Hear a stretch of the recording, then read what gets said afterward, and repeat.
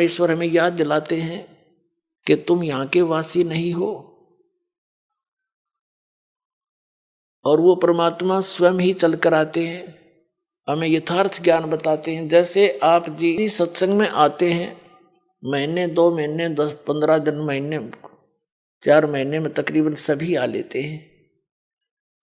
तो अन्य व्यक्ति तो ये सोचते हैं कि ये कितना हानि करते हैं, किराया लगता है, काम छोड़कर जाते हैं।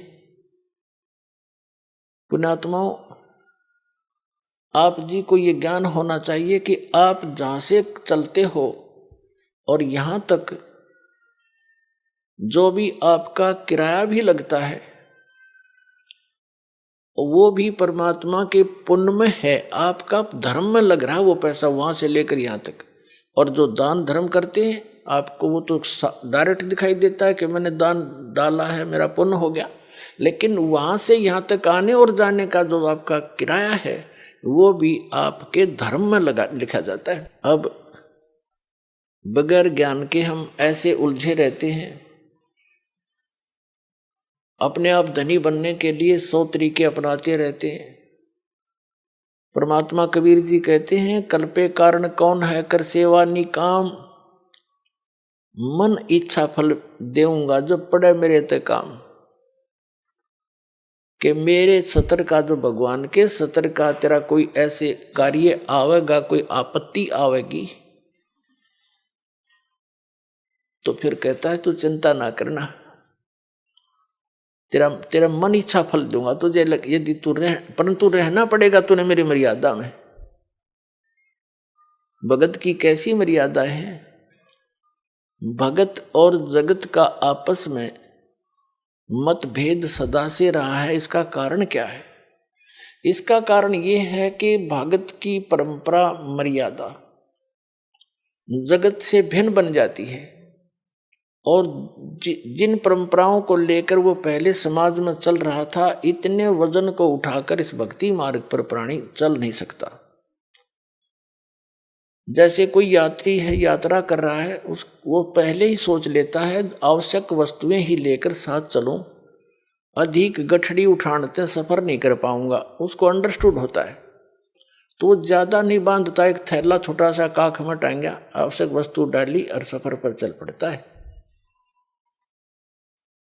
जो भक्त बन गया वो परमात्मा के मिलने वाले मार्ग पर चल पड़ा, और जो भक्त नहीं बना वो वहीं बैठा अपने घर पे, वो उस वस्तु को प्राप्त नहीं कर सकता। तो उसकी मर्यादाएं कुछ अन्य हैं, उनसे हटकर हम अपने सीमित करके इस सफर पर चल सकते।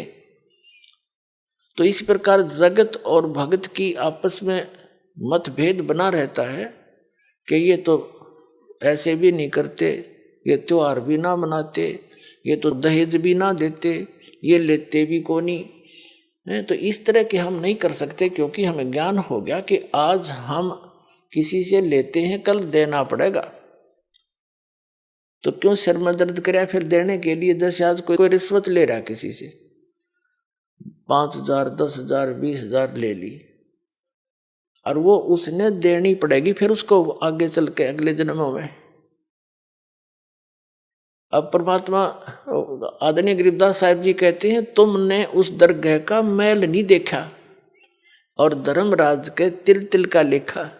बता, कहते तुम इसलिए गलती करते हो, तुमने वो स्थान ना देखा जहां पर फैसले होते हैं इस भगवान के सतर के। तुमने उस दरगाह का वो मैल नहीं देखा, धर्मराज के तिल तिल का लेखा। ये बालकों का खेल है। एक तिल यानी एक जरा सी भी कोई आपकी वस्तु है, आपस में वो लेन देन किसी भी जन्म में हो, चाहे 1000 जन्म के बाद हो, आपकी वो पूरी करनी पड़ेगी। आज कोई रिश्वत ले रहा है, अगले जन्म में वो दामाद बनकर लेगा उसका, और पैसा ले जाएगा, और फिर मृत्यु हो जाए मन माने, वो पैसा भी गया, लड़की दूसरी जगह ब्याहनी पड़ेगी।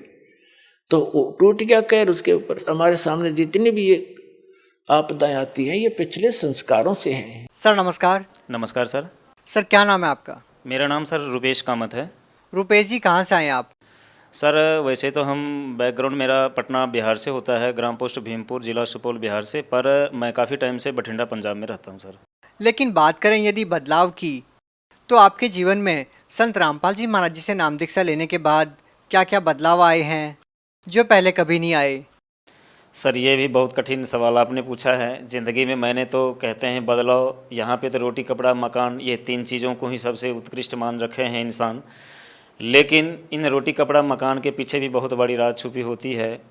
होता क्या है कि मैं बहुत पैसा कमाता था पहले, इतना पैसा कमा के सुख और सुकून की ज़िंदगी मैंने कभी नहीं जीता था, क्योंकि शाम मेरा निकलता था बियर बार में, कहीं हेवन में या 3 स्टार में। मैंने कभी अच्छा टाइम नहीं देखा शाम के टाइम में।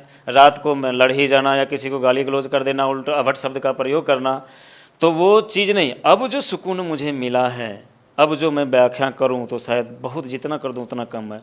संत रामपाल जी महाराज के अनुयायी ये कहते हैं कि संत रामपाल जी महाराज जेल में बेशक है, जो भी उनसे नाम दीक्षा लेता है उनको लाभ मिलते हैं।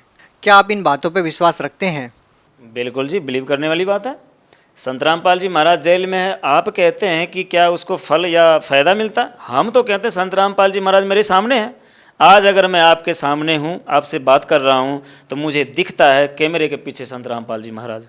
अच्छा, आप एक बात बताइए, संत रामपाल जी महाराज जी से आप लोग जुड़े हुए हैं, संत रामपाल जी महाराज जी के बारे में और उनके शिष्यों के बारे में एक बात ये भी निकल के आती है कि संत रामपाल जी महाराज जी के जो शिष्य हैं वो शिक्षित नहीं है, लेकिन आप एक सिविल इंजीनियर हैं।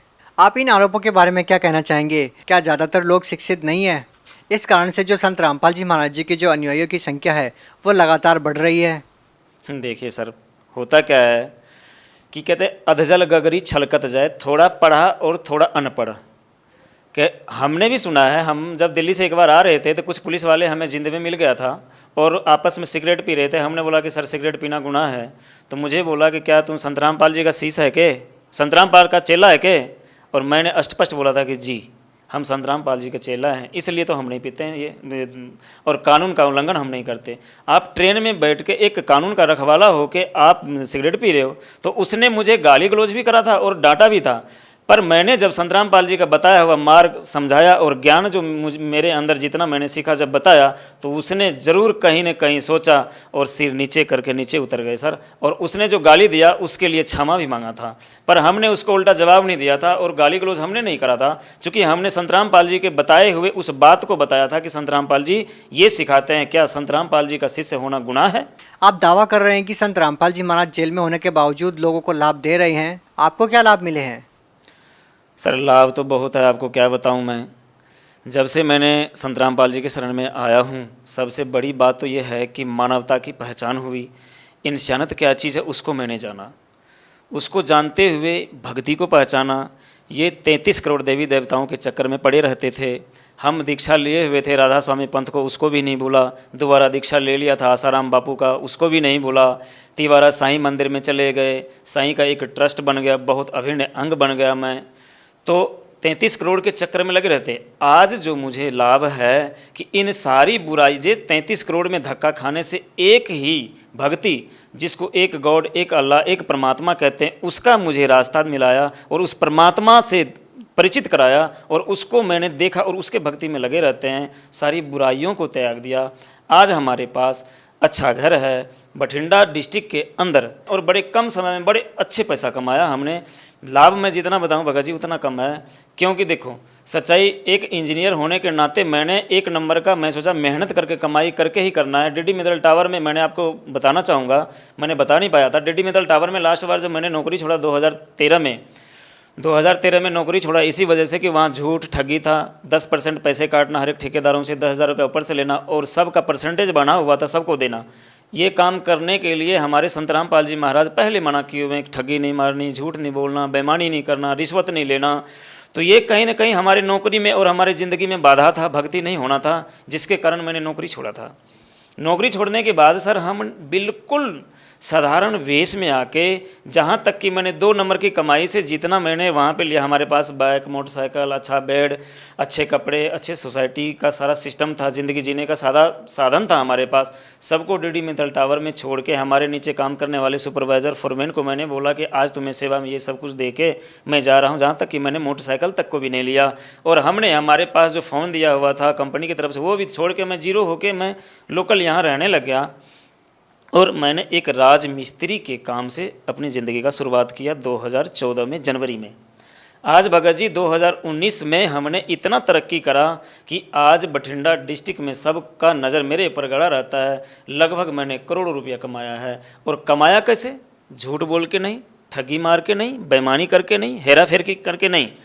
आज भी कंपनी को पता लगता है, ऑफर देता है, जिस टाइम छोड़ के आया था वो कहता है आज ना कल बेटा तू मेरे पास ही आएगा, क्योंकि ये लत ऐसा है जिसको इस ऑफिस का और एसी का ऐसो आराम नज़र आता है, वो धूप में और बाहर कहीं धूल में टिका नहीं सकता। और मैंने उसको चैलेंज करा था कि ऐसे है सर, अगर मैं दोबारा आऊँगा तो अब मैं आपके पास नहीं आऊँगा, मैं सीधा ऊपर जाना चाहूँगा, लेकिन आपके पास आने से अच्छा ऊपर चले जाना, क्योंकि मुझे सच्चाई से परिचित मैं हो चुका हूँ। जी धन्यवाद। सच्चाई।